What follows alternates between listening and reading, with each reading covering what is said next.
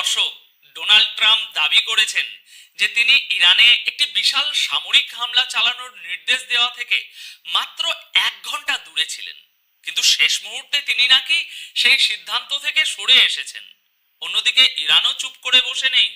তারা সরাসরি আমেরিকাকে হুমকি দিয়ে বলেছে যে সাহস থাকলে হামলা করে দেখুন, আমরা আপনাদের এমন মার দেব যে আপনারা লেজ গুটিয়ে পালাতে এবং সারেন্ডার করতে বাধ্য হবেন। আর এসবের মাঝেই গত 48 ঘন্টায় সংযুক্ত আরব আমিরাতের একটি অত্যন্ত স্পর্শকাতর নিউক্লিয়ার প্ল্যান্টে ইরাকের দিক থেকে ধেয়ে আসা 6টি ড্রোন হামলার চেষ্টা চালানো হয়েছে। আজকের এই ভিডিওতে আমরা এই প্রতিটি খবরের পিছনের আসল জিওপলিটিক্যাল চালগুলো ডিকোড করব। আপনারা দেখছেন 20 মে 2026 সকালের একদম লেটেস্ট পরিস্থিতি। মধ্যপ্রাচ্যের এই মুহূর্তে যা অবস্থা, তাতে যে কোনো মুহূর্তে পুরো গেম চেঞ্জ হয়ে যেতে পারে। আমরা শুধু খবর পড়ব না, বরং একজন বাস্তববাদী বিশ্লেষকের জায়গা থেকে বোঝার চেষ্টা করব যে এই যে আমেরিকা আর ইরানের মধ্যে কথার লড়াই চলছে, এর পর্দার আড়ালের আসল কূটনীতিটা কি? কেন আমেরিকা বারবার হুমকি দিয়েও পিছিয়ে যাচ্ছে, আর ইরান কেনই বা এই মুহূর্তে এতটা কনফিডেন্ট? তাহলে চলুন মূল আলোচনায় ঢোকা যাক। দেখুন, গতকাল 19 মে সন্ধ্যার দিকে আসা একটা অত্যন্ত গুরুত্বপূর্ণ খবর দিয়ে শুরু করছি, যেখানে ইরান মূলত একটি বড়সড় যুদ্ধের প্রস্তুতি সম্পূর্ণ করার কথা সরাসরি ঘোষণা করে দিয়েছে। ইরানের সামরিক বাহিনীর মুখপাত্র ব্রিগেডিয়ার জেনারেল মোহাম্মদ আকরামানিয়া তেহরানে আয়োজিত একটি জনসভায় গতকাল সন্ধ্যায় অত্যন্ত কড়া ভাষায় বলেছেন যে শত্রুরা অর্থাৎ আমেরিকা যদি ইসরায়েলের পাতা ফাঁদে পা দিয়ে ইরানের বিরুদ্ধে নতুন করে কোনো বোকামি করার চেষ্টা করে, তবে ইরানের সেনাবাহিনী নতুন অস্ত্র এবং নতুন কৌশলের সাহায্যে সম্পূর্ণ নতুন ফ্রন্ট বা যুদ্ধক্ষেত্র খুলে দেবে। এখানে একটা জিনিস বুঝতে হবে দর্শক, এই নতুন ফ্রন্ট খোলার মানে কি? এর মানে হলো গত 40 দিন ধরে ইরান যেসব নির্দিষ্ট জায়গায় হামলা চালিয়েছে, এবার তারা শুধু সেখানেই সীমাবদ্ধ থাকবে না, তারা যুদ্ধের পরিধি এমন সব জায়গায় ছড়িয়ে দেবে যা আমেরিকা বা তাদের মিত্ররা হয়তো কল্পনাও করতে পারছে না। জেনারেল আকরামানিয়া আরো একটি মারাত্মক কথা বলেছেন। তিনি জানিয়েছেন যে মাঝখানে যে যুদ্ধবিরতি সময়টুকু পাওয়া গিয়েছিল, ইরান সেই সময়টাকে বিশ্রামের জন্য ব্যবহার করেনি, বরং এই পুরো সময়টাকে তারা তাদের কমব্যাট পাওয়ার বা সামরিক শক্তি বাড়ানোর কাজে অত্যন্ত ভাবে লাগিয়েছে। অর্থাৎ পর্দার আড়ালে তারা ক্রমাগত নতুন অস্ত্র তৈরি এবং সৈন্য সমাবেশের কাজ চালিয়ে গেছে। এর পাশাপাশি হরমুজ প্রণালী নিয়ে তিনি যে দাবিটি করেছেন, তা পশ্চিমা দেশগুলোর জন্য সবচেয়ে বড় মাথা ব্যথার কারণ। তিনি পরিষ্কার বলে দিয়েছেন যে এই অত্যন্ত গুরুত্বপূর্ণ সামুদ্রিক রুটটি এখন পুরোপুরি ইরানের সেনাবাহিনীর নিয়ন্ত্রণে, এবং এখনকার পরিস্থিতি আর কখনোই আগের মতো হবে না। আপনারা জানেন যে গ্লোবাল অয়েল সাপ্লাইয়ের একটা বিশাল অংশ এই হরমুজ প্রণালী দিয়ে যায়। ইরান আসলে আমেরিকাকে বুঝিয়ে দিচ্ছে যে তোমরা যদি হামলা করো, তবে আমরা এই তেলের রুট পুরোপুরি বন্ধ করে দেব, যার ফলে পশ্চিমা বিশ্বের অর্থনীতি তাসের ঘরের মতো ভেঙে পড়বে। তাই সিজ ফায়ারের সুযোগ নিয়ে ইরান যে এখন কতটা আগ্রাসী মুডে আছে, তা তাদের এই সমস্ত বক্তব্য থেকেই একদম পরিষ্কার। এবার আসুন দ্বিতীয় খবরটির দিকে নজর দিই, যা সরাসরি হোয়াইট হাউস থেকে এসেছে। গতকাল 19 মে তারিখে আমেরিকার প্রেসিডেন্ট ডোনাল্ড ট্রাম্প সাংবাদিকদের সামনে একটি অত্যন্ত চাঞ্চল্যকর দাবি করেছেন। তিনি বলেছেন যে তিনি ইরানের উপর একটি বড়সড় হামলা চালানোর নির্দেশ দেওয়া থেকে মাত্র 1 ঘন্টা দূরে ছিলেন। তার দাবি অনুযায়ী আমেরিকান যুদ্ধজাহাজ এবং মিসাইলগুলো পুরোপুরি লোডেড অবস্থায় ছিল এবং শুধু তার একটি নির্দেশের অপেক্ষায় ছিল, কিন্তু শেষ মুহূর্তে তিনি নাকি সেই সিদ্ধান্ত স্থগিত করে দিয়েছেন। ট্রাম্প আরো দাবি করেছেন যে ইরানের নেতারা নাকি এই মুহূর্তে আমেরিকার সাথে একটা চুক্তিতে আসার জন্য হাত জোর করে মিনতি করছে, এবং তিনি হুমকি দিয়েছেন যে আগামী কয়েকদিনের মধ্যে যদি কোনো চুক্তি না হয়, তবে ইরানের উপর আরো ভয়ঙ্কর হামলা নিশ্চিত। দর্শক, একটু ঠান্ডা মাথায় লজিক দিয়ে চিন্তা করুন। ট্রাম্পের এই কথার মধ্যে একটা বিরাট বড় স্ববিরোধিতা বা কন্ট্রাডিকশন আছে। তিনি একদিকে বলছেন যে ইরান চুক্তির জন্য মিনতি করছে, আবার অন্যদিকে বলছেন যে চুক্তি না করলে তিনি হামলা করবেন।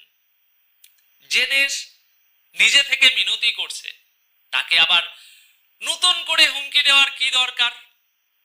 আসল ব্যাপারটা হলো, ট্রাম্প তার দেশের মানুষের কাছে নিজেকে একজন শক্তিশালী নেতা হিসাবে তুলে ধরতে চাইছেন, কিন্তু জিওপলিটিক্যাল বিশ্লেষকদের মতে এটা আসলে আমেরিকার একটা ফেস সেভিং এক্সিট বা মুখ বাঁচানোর কৌশল। আমেরিকা খুব ভালো করেই জানে যে ইরানের সাথে সরাসরি পূর্ণাঙ্গ একটা যুদ্ধে জড়ালে তাদের মধ্যপ্রাচ্যের সমস্ত সামরিক ঘাঁটি ছাই হয়ে যাবে। তাই তারা আরবদের মধ্যস্থতার একটা ভুয়া অজুহাত খাড়া করে মূলত নিজেদের পিঠ বাঁচাচ্ছে এবং মিডিয়ার সামনে ফাঁকা আওয়াজ দিচ্ছে। আমেরিকার এই ফাঁকা আওয়াজের জবাব ইরান কতটা কড়া ভাষায় দিয়েছে শুনবেন? তা বুঝতে হলে আমাদের আবারও গতকাল 19 মে সকালে আসা একটা খবরের দিকে তাকাতেই হচ্ছে।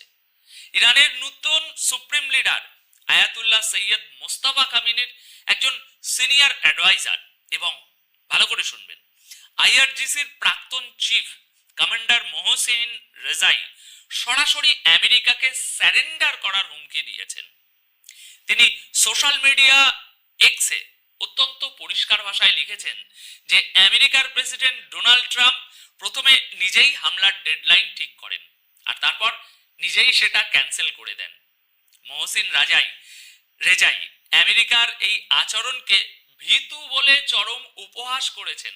তিনি বলেছেন যে ট্রাম্প হয়তো ভাবছেন তার এই ফাঁকা হুমকিতে ইরানের জনগণ এবং কর্মকর্তারা ভয় পেয়ে হাঁটু গেড়ে বসে পড়বে, কিন্তু তিনি আমেরিকাকে সতর্ক করে দিয়ে বলেছেন যে ইরানের শক্তিশালী সেনাবাহিনীর লোহার থাবা এবং তাদের সাহসী জনগণ শেষ পর্যন্ত আমেরিকানদের লেজ গুটিয়ে পালাতে এবং স্যারেন্ডার করতে বাধ্য করবে। দর্শক, এখানে লক্ষণীয় বিষয় হলো, ট্রাম্প সোমবারে যে হামলার পরিকল্পনা করেছিলেন, যা গতকাল মঙ্গলবারে হওয়ার কথা ছিল, সেটা তিনি বাতিল করার পিছনে কাতার, সৌদি আরব এবং ইউএইর নেতাদের মিনতির কথা উল্লেখ করেছিলেন। কিন্তু ইরান এই পুরো বিষয়টাকে আমেরিকার একটা নাটক হিসাবেই দেখছে। আমেরিকা শর্ত জুড়েছে যে চুক্তিতে ইরানের কাছে কোনো পারমাণবিক অস্ত্র না থাকার বিষয়টি নিশ্চিত করতে হবে, কিন্তু ইরানের এই কঠোর অবস্থান থেকে এটা একদম জলের মতো পরিষ্কার যে তারা আমেরিকার কোনো শর্তই মানতে রাজি নয়। তারা জানে যে আমেরিকা এখন ব্ল্যাকমেল করার চেষ্টা করছে, কিন্তু বাস্তবে আমেরিকার সেই ক্ষমতা বা সাহস কোনোটাই নেই যে তারা ইরানের মতো একটি বিশাল এবং সামরিকভাবে প্রস্তুত দেশের মাটিতে সরাসরি সৈন্য নামাবে বা আবার একটা যুদ্ধ শুরু করবে। এখন সবশেষে যে খবরটি গ্লোবাল পাওয়ার পলিটিক্সে একটি নতুন মাত্রা যোগ করেছে, সেটি হলো সংযুক্ত আরব আমিরাতের ডিফেন্স মিনিস্ট্রির একটি বড় বয়ান। গতকাল 19 মে সন্ধ্যায় আসা রিপোর্ট অনুযায়ী ইউএইর এয়ার ডিফেন্স সিস্টেম গত 48 ঘন্টার মধ্যে মোট 6টি ড্রোন আকাশেই ধ্বংস করেছে। এই ড্রোনগুলো সাধারণ কোনো জায়গা নয়, বরং ইউএইর অত্যন্ত গুরুত্বপূর্ণ বারকাহা নিউক্লিয়ার প্ল্যান্ট এবং কিছু সিভিলিয়ান এলাকাকে নিশানা করে ধেয়ে আসছিল। রবিবার থেকে শুরু করে গত মঙ্গলবার পর্যন্ত এই 48 ঘন্টায় বেশ কয়েকটি হামলার চেষ্টা হয়েছে। ইউএই সরকার জানিয়েছে যে তাদের ডিফেন্স সিস্টেম ঠিকমতো কাজ করার কারণে কোনো প্রাণহানি বা ক্ষয়ক্ষতি হয়নি। ড্রোনগুলোকে আকাশেই ইন্টারসেপ্ট করা হয়েছে। কিন্তু দর্শক, এখানে আসল চিন্তার বিষয় হলো এই ড্রোনগুলোর অরিজিন। আন্তর্জাতিক সংবাদ মাধ্যম থেকে উঠে আসা তথ্য মতে যা জানা যাচ্ছে যে এই ড্রোনগুলো ইরাকের দিক থেকে এসেছিল। তাই এখন প্রশ্ন হলো, ইরাক থেকে কে বা কারা ইউএইর নিউক্লিয়ার প্ল্যান্টে হামলা চালানোর চেষ্টা করছে? এই ঘটনাটি পরিষ্কার ইঙ্গিত দিচ্ছে যে যুদ্ধ এখন আর শুধু একটি নির্দিষ্ট ভৌগোলিক সীমানার মধ্যে আটকে নেই। ট্রাম্পের পলিসি এবং গালফ অঞ্চলে যে চরম উত্তেজনা চলছে, তার ফলে গোটা মধ্যপ্রাচ্য জুড়ে এখন হাই অ্যালার্ট চলছে। দর্শক, আজকের এই পুরো বিশ্লেষণ থেকে আমরা একটা জিনিস খুব পরিষ্কারভাবে বুঝতে পারছি যে মধ্যপ্রাচ্যের এই দাবার বোর্ডে কেউ কাউকে 1 ইঞ্চিও ছাড় দিতে রাজি নয়। আমেরিকা চাইছে মিডিয়ার মাধ্যমে হুমকি ধমকি দিয়ে একটা সাইকোলজিক্যাল প্রেসার তৈরি করে ইরানকে তাদের শর্ত মানতে বাধ্য করতে। অন্যদিকে ইরান আমেরিকার এই দুর্বলতাটা ধরে ফেলেছে এবং তারা কোনোভাবেই পশ্চিমা চাপের কাছে মাথা নত করছে না, বরং তারা পাল্টা নতুন করে যুদ্ধের প্রস্তুতি নিয়ে রেখেছে। এখন আপনাদের কি মনে হয়, আমেরিকার এই 1 ঘন্টা দূরে ছিলাম টাইপের বক্তব্যগুলো কি শুধুই তাদের দুর্বলতা ঢাকার চেষ্টা, নাকি সত্যি তারা বড় কোনো হামলার প্রস্তুতি নিচ্ছে? কমেন্ট বক্সে অবশ্যই আপনাদের মতামত শেয়ার করবেন। আপাতত আমি অনুপ বিশ্বাস এখানেই বিদায় নিচ্ছি। খুব শীঘ্রই দেখা হবে।